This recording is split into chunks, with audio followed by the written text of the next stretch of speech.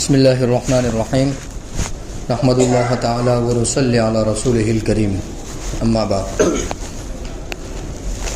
الحمدللہ آج کی تراویح میں ہمارے 24 پارے مکمل ہوئے. یہ اللہ رب العزت کے فضل سے اور اللہ رب العزت کے احسان سے ہوا. اللہ رب العزت آگے بھی عمل کرنے کی توفیق عطا فرمائے. ہماری سورہ نور کی تفسیر چل رہی تھی جس میں اللہ رب العزت نے معاشرت کی لائن کے بہت سارے مسائل بیان فرمائے اور گھریلو زندگی کے بہت سارے آداب اللہ رب العزت نے ان آیات کے اندر ارشاد فرمائے. اس میں اللہ رب العزت نے جہاں احکامات بیان فرمائے وہیں اللہ رب العزت نے اپنی قدرت کو بھی بیان فرمائے. ایک ہے اللہ رب العزت کی تعریف اور ایک ہے اللہ رب العزت کی قدرت. اللہ رب العزت اپنی قدرت کیوں بیان کرتا ہے؟ تاکہ بندے اللہ رب العزت کی تعریف کرنے والے بن جاوے. لہذا اللہ رب العزت اب اپنی قدرت بیان کرتا ہے کہ کیا تم نہیں دیکھتے ہو کہ اللہ رب العزت ہی تو ہے جو آسمانوں کو تہ بتہ اکٹھا کر لیتا ہے، پھر اس کے اندر سے بجلی کو چمکاتا ہے اور پھر اس میں سے اللہ رب العزت بارش کو بھی برساتا ہے، اولوں کو بھی برساتا ہے، یعنی برف بھی گرتا ہے، پانی بھی گرتا ہے، اور پھر اس میں سے اللہ رب العزت جس کو چاہتا ہے سیراب فرما دیتا ہے اور جس کو چاہتا ہے اللہ رب العزت اس کو سزا اور عذاب کا سبب بنا دیتا ہے نا. بہت سی مرتبہ بارش کیا بن جاتی ہے؟ عذاب بن جاتی ہے، اور بہت سی مرتبہ بارش اللہ رب العزت کی رحمت بن جاتی ہے. تو اللہ رب العزت وہی فرماتے ہیں فَيُصِيبُ بِهِ مَن يَشَاءُ وَيَصْرِفُهُ عَن مَن يَشَاءُ. کسی کے لیے ہم اس کو کیا بنا دیتے ہیں؟ رحمت بنا دیتے ہیں، اور کسی کے لیے زحمت بنا دیتے ہیں. یکاد سنا برقہ یذہب بالابصار. اللہ رب العزت کی جانب سے جتنے بھی بادل ہے، جتنے بھی آسمان ہے اور جتنے بھی پانی ہے، سب کس کے تابع ہیں؟ اللہ رب العزت کے حکم کے تابع ہیں. یقلب اللہ اللیل والنہار. اللہ ہی تو ہے جو دن اور رات کو الٹ پلٹ کرتا رہتا ہے، یعنی کبھی دن کبھی رات. ان فی ذلک لعبرۃ لأولی الابصار. کہ اس میں عقل مندوں کے لیے بڑی نشانی ہے. پھر اللہ مزید اپنی قدرت کو بیان کرتا ہے کہ واللہ خلق کل دابۃ مما. اللہ ہی تو ہے جس نے تمام جانوروں کو، تمام جانداروں کو یا تمام چوپایوں کو کس سے پیدا کیا؟ پانی سے پیدا کیا ہے نا. منی کے قطرے سے گویا کہ اللہ رب العزت نے کیا کیا؟ پیدا کیا. فمنہم من یمشی علی بطنہ. کچھ وہ ہے جو پیٹ کے بل چلتے ہیں جس کو رینگنا بولتے ہیں، جیسے سانپ وغیرہ ہے. وَمِنْهُمْ مَنْ يَمْشِي عَلَى رِجْلَيْنِ. کچھ وہ ہے جو دو پیروں پر چلتے ہیں، جیسے انسان بھی اس میں سے جو دو پیروں پر چلتا ہے. وَمِنْهُمْ مَنْ يَمْشِي عَلَى أَرْبَعٍ. کچھ وہ ہیں جو چار پیروں پر چلتے ہیں. يَخْلُقُ اللَّهُ مَا يَشَاءُ. اللہ تو ایسا ہے جیسا چاہے پیدا فرما دیتا ہے. إِنَّ اللَّهَ عَلَى كُلِّ شَيْءٍ قَدِيرٌ. اللہ رب العزت ہر چیز پر قدرت رکھتا ہے. اب اللہ پاک فرماتا ہے کہ لَقَدْ أَنزَلْنَا آيَاتٍ مُبَيِّنَاتٍ. ہم نے قرآن پاک میں بالکل کھلی نشانیاں بیان فرمائی ہیں، نازل کر دی ہے. واللہ یہدی من یشاء الی صراط مستقیم. اللہ جس کو چاہتا ہے سیدھے راستے کی ہدایت فرماتا ہے. اب اس کے بعد اللہ رب العزت ایک واقعہ بیان فرما رہے ہیں. اللہ کے نبی صلی اللہ علیہ وسلم کے زمانے میں ایک واقعہ پیش آیا تھا. یہودیوں کے علاقے میں ایک واقعہ پیش آیا جس کی وجہ سے ان کے آپس کے اندر اختلاف ہوا. تو ان میں سے کچھ لوگوں نے کہا کہ چلو اللہ کے نبی صلی اللہ علیہ وسلم کے پاس چلتے ہیں اور ان سے اس سلسلے میں مسئلہ دریافت کر لیتے ہیں. حالانکہ وہ اللہ کے نبی کو ماننے والے نہیں تھے، لیکن کہیں نہ کہیں ان کے دل میں یہ بات تھی کہ قرآن پاک آسمانی کتاب ہے، ان کے پاس اس میں کیا حکم بیان کیا گیا ہے. تو اللہ رب العزت کے نبی حضرت محمد صلی اللہ علیہ وسلم کو جب اس کا علم ہوا تو اللہ کے نبی صلی اللہ علیہ وسلم نے ان کے درمیان فیصلہ فرمایا. تو اللہ کے نبی صلی اللہ علیہ وسلم کا فیصلہ ان کی طبیعت کے خلاف تھا.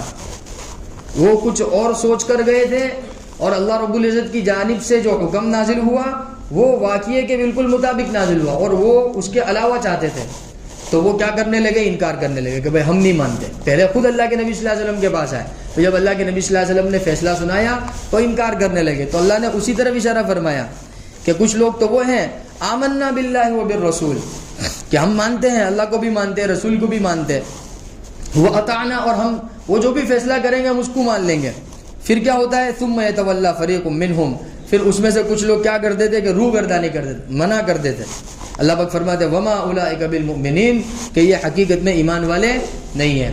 اور جب ان سے کہا جاتا ہے اذا دعوا الی اللہ ورسولہ, چلو آؤ اللہ اور اس کے رسول کی طرف آؤ, لیحکم بینہم, تاکہ وہ تمہارے درمیان کیا کرے, کتاب اور سنت کے لحاظ سے فیصلہ کرے, تو اذا فریق منہم معرضون, تب بھی وہ لوگ کیا کرتے ہیں, اعراض کرتے ہیں.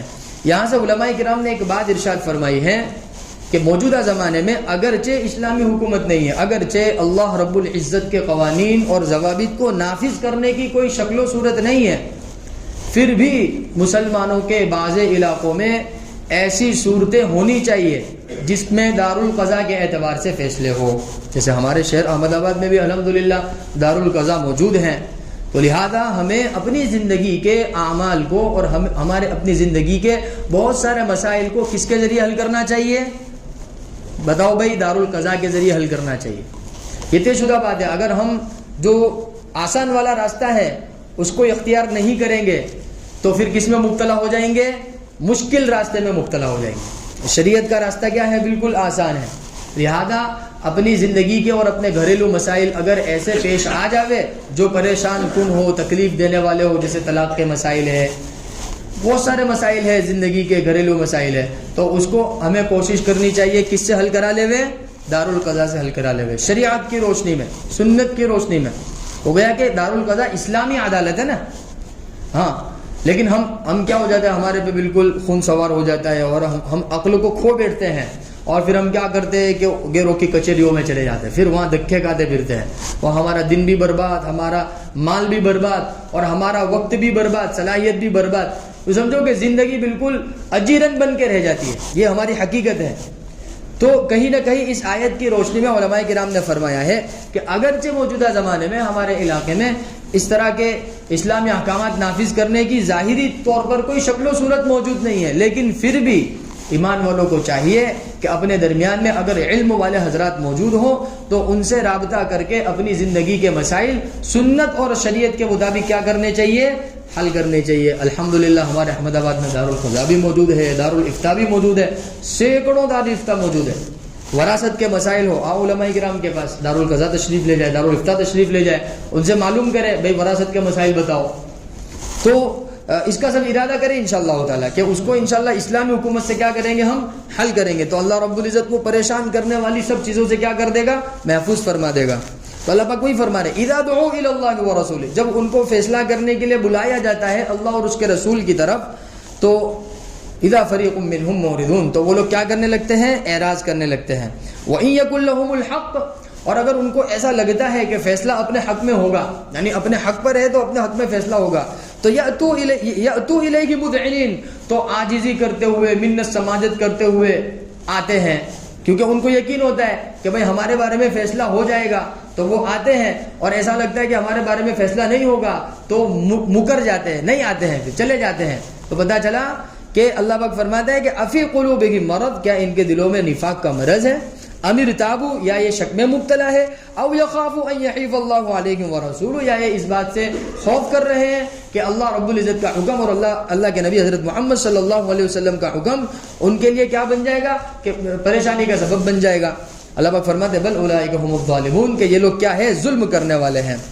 اور پھر وہیں صحابہ کرام کی صفت بیان فرمائی, ایمان والوں کی صفت بیان فرمائی کہ انما کان قول المؤمنین, کہ ایمان والوں کی صفت تو یہ ہے کہ اذا دعوا الی اللہ ورسولہ, کہ جب ان کو اللہ اور اس کے رسول کی طرف بلایا جاتا ہے تاکہ ان کے درمیان فیصلہ کرے, تو کہتے ہیں سمعنا واطعنا, ہم نے سنا اور ہم نے کیا کی, اس کی اطاعت کی, ہم نے مان لیا. اولئک هم المفلحون, اللہ پاک فرماتے ہیں کہ ایسے ایمان والے کیا ہیں, کامیاب ہونے والے ہیں. اور جو بھی اللہ کی اور اس کے رسول کی اطاعت کرے اور اللہ سے ڈرے اور تقوی اختیار کرے اللہ کا, فاولئک هم الفائزون, تو وہ کیا ہے, ہمیشہ کامیاب ہونے والے لوگ ہیں. اب اس کے بعد اللہ رب العزت نے, یہ سورہ نور کا بالکل آخری حصہ چل رہا ہے, اس میں ایک اور بات ارشاد فرمائی صحابہ کرام کے تعلق سے, اور صحابہ کرام کی جو صفات اللہ رب العزت نے ان آیات کے اندر بیان فرمائی ہے, وہ صفات اگر جن کی زندگی کے اندر پائی جائے گی, اللہ رب العزت کے ان کے ساتھ وعدہ ہے. کیا وعدہ ہے, وعدکم اللہ الذین آمنوا منکم, کہ تم میں سے جو لوگ ایمان لائے, وعملوا الصالحات, اور اچھے اعمال کیے. اچھے اعمال سے مراد مکمل شریعت پر عمل کرنا. اچھے عمل سے مراد صرف نماز، صرف روزہ، صرف زکوٰۃ، صرف حج نہیں، مکمل شریعت، مکمل اسلام اے ٹو زیڈ، پورا اسلام، اس کے اوپر عمل کیا. عمل الصالحات. تو پھر کیا ہوگا؟ اللہ کی جانب سے کیا وعدہ ہے؟ لَيَسْتَخْلِفَنَّهُمْ فِي الْأَرْضِ كَمَا اسْتَخْلَفَ الَّذِينَ مِنْ قَبْلِهِمْ. اللہ رب العزت ان کو زمین کی خلافت عطا فرمائے گا. کیونکہ مکمل شریعت پر عمل کرنے کی وجہ سے آدمی کے اندر حکومت کرنے کی صلاحیت پیدا ہو جاتی ہے. وہ شریعت چیز ہی ایسی ہے، اللہ کے نبی صلی اللہ علیہ وسلم کی سنت چیز ہی ایسی ہے کہ اگر اس کو سمجھ لیا جائے اور اس کے مطابق عمل ہو جائے جیسے صحابہ کرام کی زندگی میں تھا، تو پھر اللہ رب العزت نے ان کو کیا عطا فرمائی؟ خلافت عطا فرمائی، حکومت عطا فرمائی، سلطنت عطا فرمائی. کما استخلف الذین من قبلہم، جیسا کہ پہلے لوگوں کو اللہ رب العزت نے عطا فرمائی. یہ اللہ رب العزت کا فیصلہ آج کا بھی ہے. آج کے زمانے میں مسلمان جو ہے، کسی علاقے کے مسلمان 100% دین پر آ جاوے اور اللہ کے نبی صلی اللہ علیہ وسلم کے بتائے ہوئے طریقے پر 100% آ جاوے تو ان کے اندر صلاحیت پیدا ہو جائے گی. پھر اللہ رب العزت ان کے لیے کیا کریں گے؟ راستے کھولیں گے. وَلَيُمَكِّنَنَّ لَهُمْ دِينَهُمُ الَّذِي ارْتَضَىٰ، اور اللہ رب العزت ان کی مرضی کے مطابق اللہ رب العزت کیا عطا فرمائے گا؟ ان کو حکومت، سلطنت، خلافت عطا فرمائے گا. اور وَلَيُبَدِّلَنَّهُم مِّن بَعْدِ خَوْفِهِمْ أَمْنًا، اور جو ان کا خوف ہوگا اس کو اللہ رب العزت امن اور اطمینان سے تبدیل کر دے گا. یہ کیوں ہے کہ یعبدوننی، یہ اللہ کی عبادت کرنے والے ہیں. لا یشرکون بی شیئا، اللہ کے ساتھ کسی کو شریک نہیں کرتے ہیں. ومن کفر بعد ذلک فاولئک هم الفاسقون. یہ چیزیں اللہ رب العزت نے ارشاد فرمائی. اب اخیر میں اللہ رب العزت ایک اور حکم بیان فرما رہے ہیں، اور یہ بہت اہتمام کے ساتھ اس کو سمجھنا چاہیے. اصل میں گھر میں داخل ہونے کے تعلق سے یا کسی کے یہاں ملاقات کرنے کے تعلق سے ہمارا اپنا نہ کوئی ادب ہوتا ہے، نہ ہمارا کوئی سلیقہ ہوتا ہے، نہ ہمارا کوئی اصول. کسی بھی وقت چلے جاتے ہیں.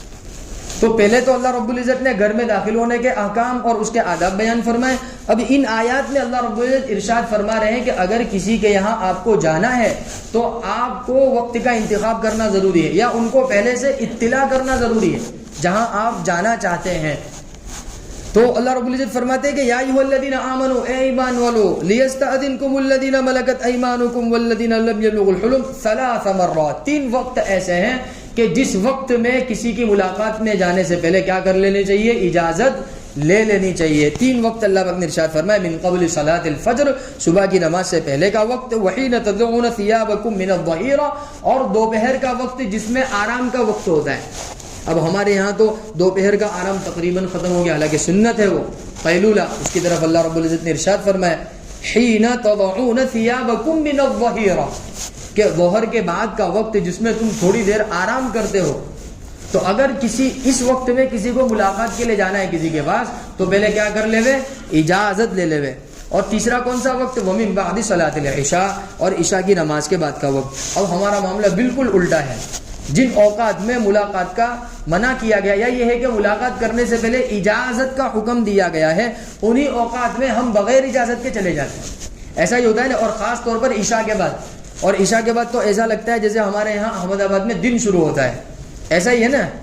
تو اللہ رب العزت نے جن 3 اوقات کا یہاں پر حکم بیان فرمایا ہے، ان 3 اوقات کے سلسلے میں ہمارے درمیان بہت زیادہ کوتاہی پائی جاتی ہے. 3 اوقات کون کون سے؟ من قبل صلاۃ الفجر، فجر کی نماز سے پہلے کا وقت، حین تضعون ثیابکم من الظہیرہ، دوپہر کا وقت. یہاں سے قیلولہ کی بات سمجھ میں آتی ہے. قیلولہ میں اللہ رب العزت نے بڑی برکت رکھی ہے، بڑی برکت رکھی ہے. حضرت مفتی تقی عثمانی صاحب نے قیلولہ کے بہت سارے فوائد نقل فرمانے کے بعد ایک بات عجیب و غریب ارشاد فرمائی.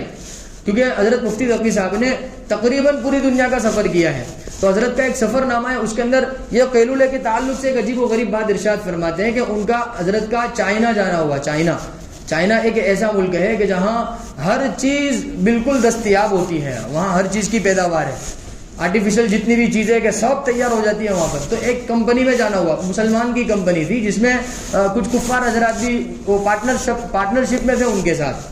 تو وہاں کافی ساری چیزیں بنتی تھی اور کافی ساری چیزوں کی وہاں پر پروڈکٹ اس کی تیار ہوتی تھی، اور اس کا بہت اچھا ماشاءاللہ بزنس تھا. حضرت مفتی تقی صاحب نے بہت ساری وجوہات کے درمیان ان سے یہ بھی معلوم کیا کہ بھئی کیا وجہ ہے کہ آپ کی پروڈکٹ بہت زیادہ چلتی ہے. تو انہوں نے اپنی کمپنی کے رولز بتائے. بہت سارے رولز تھے کمپنی کے رولز کے اندر 2-3 رولز ایسے تھے جو حضرت محمد صلی اللہ علیہ وسلم نے تجارت کی لائن سے بتلائے ہیں. اس میں سے ایک رولز ان کا یہ بھی تھا کہ بھائی ہم اپنی چیز کے عیب کو پہلے سے ظاہر کر دیتے. ہم جو بھی چیز بناتے ہیں ہم اس کی کوئی گارنٹی نہیں لیتے, کوئی وارنٹی نہیں دیتے. نو گارنٹی نو وارنٹی, بالکل کہ آپ لے کے جاؤ یہ خراب چیز ہے, یعنی خراب چیز بول کر کیا کرتے ہیں وہ اپنی چیز کو بیچتے ہیں, زبردستی کی اس کی تعریف کرتے نہیں ہے. اور یہ اللہ کے نبی صلی اللہ علیہ وسلم نے فرمایا کہ بیچنے والے کو چاہیے کہ وہ اپنی چیز کا جو عیب ہے, اس کا جو نقصان ہے, اس کو ظاہر کر کے بیچے.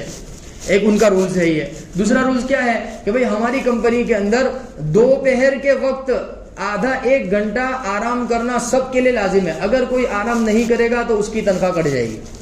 یہ ان کا رولز ہے کہ اس کی وجہ سے کیا ہوتا ہے کہ قیلولہ کر لینے کے بعد جو صلاحیت ہوتی ہے, جو دماغ ہوتا ہے, اس کے اندر توانائی پیدا ہو جاتی ہے اور مزید اچھا کام کرنے کی اس کے اندر کیا پیدا ہو جاتی ہے, طاقت اور قوت پیدا ہو جاتی ہے. ایسے بہت سارے رولز حضرت نے بیان فرمایا. اس میں ایک چیز یہ بھی ہے, حالانکہ ہمارے درمیان میں سے قیلولہ تقریباً غائب ہو گیا. ایسا لگتا ہے کہ جیسے بس پورا دن تو اللہ رب العزت نے بالکل وہ کام دھندے کے لیے ہی بالکل وہ پیدا کر دیا ہے. تو اس کا اہتمام ہونا چاہیے. اللہ رب العزت یہاں اشارہ فرمائے وَحِينَ تَضَعُونَ ثِيَابَكُم مِّنَ الظَّهِيرَةِ کہ دوپہر کے وقت جب تم آرام کرتے ہو تو اس وقت اگر کسی کی ملاقات کے لیے جانا ہو تو پہلے کیا کر لینی چاہیے, اجازت لے لینی چاہیے. اور آج تو بڑا آسانی والا زمانہ ہے, فون کا زمانہ ہے, فون کے ذریعے اطلاع کر دی جائے. بہرحال اب بعد میں اللہ رب العزت ارشاد فرماتے ہیں کھانے کے تعلق سے. دیکھو کھانے کے تعلق سے بھی ہمارے یہاں بہت زیادہ کوتاہی پائی جاتی ہے. اللہ رب العزت اس کا طریقہ بیان فرما رہے ہیں. ایک تو کھانا بیٹھ کر کھانا چاہیے. دوسرا یہ کہ کھانا اپنے گھر میں تو کوئی اجازت کی ضرورت نہیں, کھا لیا. کوئی خاص دوست ہے اس کے یہاں بھی اجازت کی ضرورت نہیں, کھا لیا. باقی اس کے علاوہ بغیر کسی اجازت کے کسی کے یہاں کھانا کھا لینا, جیسے ہمارے یہاں ایک لفظ استعمال ہوتا ہے, ہماری احمدآباد والی بھاشا کے اندر تاوڑی کا لفظ استعمال ہوتا ہے نا. اللہ نے یہاں اس کے احکام بیان فرما رہے کہ ایسا نہیں ہے, تم کو اجازت لینی پڑے گی. بغیر اجازت کے تم کسی کے یہاں کھانا نہیں کھا سکتے. اور بسا اوقات کیا ہوتا ہے کہ جیسے مجھے کسی نے دعوت دی ہے, اب میں نہیں گیا, میں نے میرے دوست کو بھیج دیا بھائی تم چلے جاؤ, یہ بھی جائز نہیں ہے. دعوت آپ کو دی گئی ہے, اسی طریقے سے آپ اپنے بدلے میں اپنے بھائی کو بھی نہیں بھیج سکتے, بشرطے کہ وہاں صراحت کر دی جائے کہ بھائی میں نہیں آ سکتا, میرے بدلے میں میرا بھائی آ جائے گا تو چلے گا. یہ وضاحت کرنا ضروری ہے, ورنہ کیا ہو جائے گا کہ وہ لقمہ حرام ہو جائے گا. لقمہ کیا ہو جائے گا, حرام ہو جائے گا. اللہ یہاں ارشاد فرما رہے لیس علی الاعمى حرج ولا علی الاعرج حرج ولا علی المریض حرج ولا علی انفسکم ان تاکلوا من بیوتکم. ہاں تم اپنے گھروں میں سے تو کھا سکتے ہو, او بیوت آبائکم یا تمہارے اپنے والد ہیں ان کے گھر میں سے بغیر اجازت کے کھا سکتے ہو, او بیوت امہاتکم اپنی والدہ کے گھر میں سے کھا سکتے ہو, او بیوت اخوانکم اپنے حقیقی بھائی کے گھر میں سے کھا سکتے ہو, او بیوت اخواتکم اپنی حقیقی بہن کے گھر میں سے کھا سکتے ہو. منہ بولی بہن نہیں, وہ منہ بولا بھائی نے منہ بولی بہن وہ نہیں. یا او بیوت اعمامکم اپنے حقیقی چچا, اب چاچا بھی کون سے, حقیقی والے چچا, ان کے گھروں میں سے کھا سکتے ہو بغیر اجازت کے. او بیوت عماتکم اپنی حقیقی پھوپھی ان کے گھر میں سے بھی تم کھا سکتے ہو. او بیوت اخوالکم حقیقی ماموں, او بیوت خالاتکم حقیقی خالہ, او ما ملکتم مفاتحہ او صدیقکم یا تمہارے ایسے خاص دوست ہیں کہ جن کے ساتھ تمہارا تعلق بھائی جیسا ہے کہ بالکل تم اس کا کھا لیتے ہو وہ تمہارا کھا لیتا ہے. تو یہ جو صورتیں ہیں اس میں تو تم بغیر اجازت کے کیا کر سکتے ہو, کھا سکتے ہو. اس کے علاوہ کی جتنی بھی صورتیں ہیں اس میں اجازت لینا ضروری ہے. پھر آگے فرماتے ہیں لیس علیکم جناح ان تاکلوا جميعا او اشتاتا. تم کوئی حرج کی بات نہیں ہے, چاہے تم اکیلے اکیلے کھاؤ چاہے مل کر کھاؤ. اللہ رب العزت نے دونوں اجازت دی ہے. لہذا یہ تصور قائم کرنا کہ الگ الگ کھانے سے برکت ختم ہو جاتی ہے, ایسا کچھ بھی نہیں ہے. کیونکہ اس زمانے میں اس طرح کی بہت ساری وہم کی لائن کی چیزیں تھی. اللہ رب العزت نے ارشاد فرمایا کہ لیس علیکم کہ جناح تم پہ کوئی حرج کی بات نہیں ہے, ان تاکلوا جميعا او اشتاتا چاہے مل کر کھاؤ چاہے الگ الگ کھاؤ. فاذا دخلتم بیوتا پھر اللہ رب العزت ارشاد فرما رہے کہ جب گھر میں آؤ فسلموا علی انفسکم اپنے آپ پر سلام کرو. یعنی کون سا, السلام علینا, یہ اپنا آپ پر سلام ہے. تحیۃ من عند اللہ, اللہ رب العزت کی جانب سے ایک تحفہ, مبارکتن طیبتن جو بابرکت اور پاکیزہ ہو, کہ وہ السلام علینا وعلی عباد اللہ الصالحین کذالک یبین اللہ لکم الآیات لعلکم تعقلون. اللہ رب العزت تو اسی طرح اپنے احکامات کو کھول کر بیان فرماتا ہے تاکہ تم لوگ کیا کرنے والے بن جاؤ, سمجھنے والے بن جاؤ. پھر اخیر میں اللہ رب العزت نے ایک گزارش ایمان والوں سے کی ہے کہ ایمان والوں اللہ کے نبی حضرت محمد صلی اللہ علیہ وسلم کی قدر کر لو, کہ یہ ہمارے نبی ہیں، سرور کائنات ہے، سردار انبیاء ہیں، تمہارا ان کے ساتھ معاملہ دوسروں سے مختلف ہونا چاہیے۔ خدا نے ایک آدمی کی محبت ہوتی ہے والد سے، والدہ سے، بیوی سے، بچوں سے، اللہ پاک فرماتے ہیں سب کی محبتوں سے الگ تمہاری محبت کس کے ساتھ ہونی چاہیے؟ اللہ کے نبی صلی اللہ علیہ وسلم کے ساتھ ہونی۔ اس لیے فرمایا لا تجعلوا دعاء الرسول بینکم کدعاء بعضکم بعضا، کہ جس طرح تم آپس میں گفتگو کرتے ہو، آپس میں ایک دوسرے کو بلاتے ہو، اس طریقے سے اللہ کے نبی صلی اللہ علیہ وسلم کے ساتھ گفتگو کرنا اور ایک بلانا یہ بالکل مناسب نہیں ہے۔ تو یہ ہمارے لیے بھی کہیں نہ کہیں اس میں ادب موجود ہے۔ اللہ رب العزت ہمیں توفیق میسر فرماوے، مدینے کی حاضری نصیب ہو جاوے، ہم آقا کے روضے پہ پہنچ جاوے تو اس کے آداب اور اس کے آداب کا لحاظ کرنا، اور وہاں کے جو اللہ رب العزت نے قرآن پاک کے اندر جو آداب ارشاد فرمائے ہیں ان کا لحاظ رکھتے ہوئے حضرت محمد صلی اللہ علیہ وسلم کے روضے پر حاضر ہو کر سلام پیش کرنا۔ اللہ کر ہمیں بات سمجھ میں آ جاوے، اور جو احکامات اللہ رب العزت نے اس میں بیان فرمائے وہ ہماری زندگی میں بھی آ جاوے اور پوری امت مسلمہ کی زندگی میں آ جاوے۔